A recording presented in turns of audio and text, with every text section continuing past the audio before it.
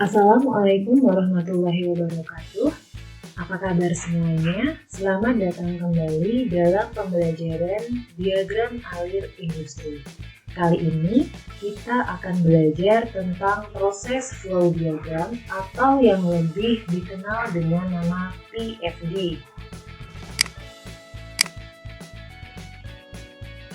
Secara umum, diagram alir proses atau PFD ini adalah diagram yang umum digunakan dalam teknik kimia atau chemical engineering dan proses untuk menunjukkan aliran umum proses dan peralatan pabrik. PFD menampilkan hubungan antara peralatan utama fasilitas pabrik dan tidak menunjukkan detail kecil seperti detail perpipaan dan penunjukan. Secara skematis, PFD ini menggambarkan konversi bahan baku sampai produk jadi tanpa memperhatikan rincian bagaimana konversi tersebut terjadi. Atau secara umum, PFD ini digunakan untuk memahami alur sistem dari suatu proses, sehingga dapat diketahui sistem ini menghasilkan apa, kemudian inputnya apa, selanjutnya mekanisme proses di dalamnya seperti apa. Fungsi PFD sendiri antara lain yang pertama adalah untuk menggambarkan proses produksi agar mudah dipahami dan dilihat berdasarkan urutan langkah prosesnya. Yang kedua, untuk menyederhanakan kerumitan permasalahan dalam bidang keteknikan menjadi bentuk gambar yang lebih sederhana. Jadi bisa kita bayangkan bahwasanya pabrik yang cakupannya sangat luas dan kompleks itu dapat kita gambarkan menjadi bentuk gambar yang lebih sederhana. Selanjutnya, untuk mendokumentasikan standar proses sebagai pedoman dalam menjalankan proses produksi, quality control, atau juga dapat digunakan sebagai bahan untuk training kepada pegawai baru. Selanjutnya, dapat digunakan sebagai bahan analisis terhadap proses produksi untuk peningkatan atau perbaikan proses yang berkesinambungan. Nah, secara umum atau dapat kita katakan bahwa PFD ini merupakan cikal bakal untuk membuat suatu PNID. Nah, di dalam PFD ini mencakup apa saja? Yang pertama adalah peralatan proses utama, kemudian nomor peralatan, nama dan tugas peralatan, serta spesifikasi utama dari peralatan. Kemudian yang kedua, rangkaian pipa utama, yaitu semua arus yang digunakan dalam menghitung neraca bahan. Selanjutnya adalah neraca massa atau neraca bahan. Kemudian terdapat juga kondisi operasi, misalnya temperatur, tekanan, kemudian laju alir, dan sebagainya. Selanjutnya, rangkaian kendali dan instrumen utama, kemudian keterkaitan dengan sistem yang lain, serta aliran bypass dan resirkulasi yang utama.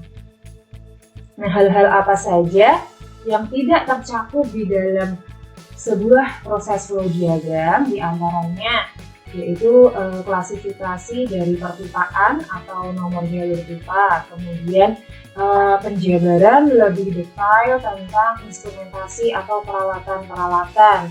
Selanjutnya, aliran bypass tambahan, kemudian peralatan tambahan, kemudian jika ada controller, baik itu untuk kontrol aliran maupun kontrol level dan sebagainya, kemudian katut-katut isolasi dan penutup, kemudian proses maintenance atau pembuangan, dan relief ataupun safety valve dan flange.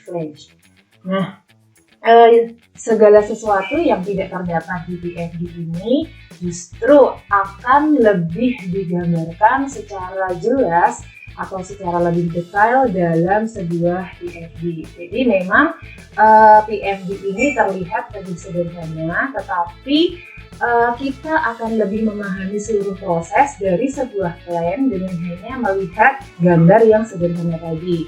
Nah, biasanya sebelum membuat PID tentunya kita harus membuat VFD terlebih dahulu.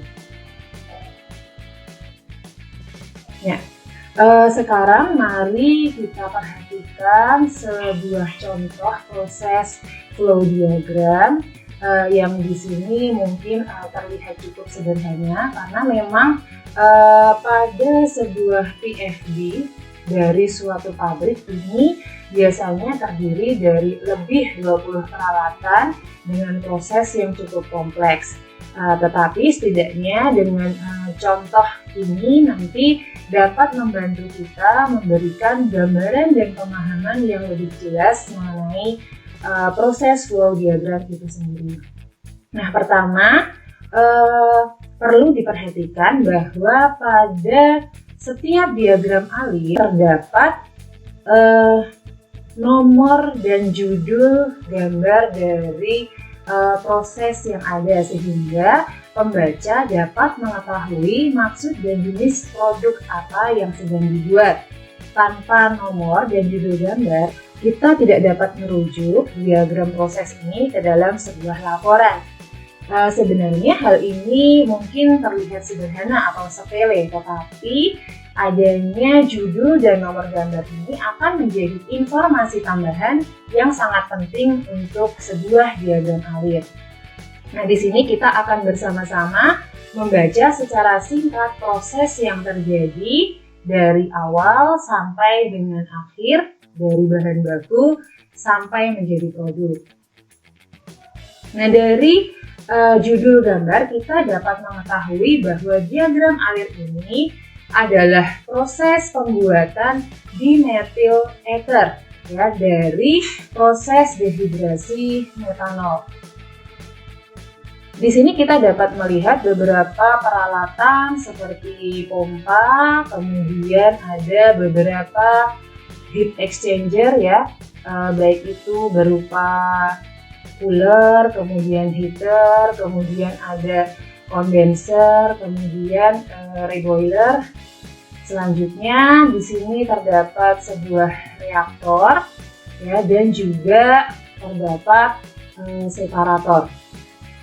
Nah, bisa kita lihat di sini bahwa pada bagian atas dari sebuah VFD kita dapat melihat daftar peralatan utama yang digunakan pada proses. Selanjutnya, di sini juga terdapat garis-garis yang menunjukkan urutan proses dari bahan baku sampai menjadi produk. Pada diagram alir ini, bahan baku yang digunakan adalah metanol yang diasumsikan dalam kondisi murni. Feed atau umpan bersamaan dengan recycle dari arus nomor 9 akan dipompakan menggunakan pompa P201, selanjutnya dipanaskan, diuapkan dan diubah menjadi superheated dalam heat exchanger E201. Selanjutnya akan dialirkan ke dalam reaktor R201 di mana dimetil ether ini akan terbentuk. Nah, efluen dari reaktor ini akan didinginkan dan secara parsial dikondensasikan dalam heat exchanger E202 yang kemudian akan dialirkan ke bagian pemisahan ya. Di sini dapat kita lihat terdapat dua proses pemisahan ya, di mana di dalam kolom T201 nah di DME atau dimetil ether murni pada aliran distilat atau hasil atas menjadi produk dimetil ether dengan metanol dan air pada bagian bawah yang selanjutnya akan kembali dipisahkan dalam T202. Nah, produk atas atau distilat yang masih mengandung metanol ini akan di-recycle ya, sebagai umpan di awal tadi. Kemudian hasil bawahnya ini merupakan limbah. Nah, Demikian penjelasan tentang PFD.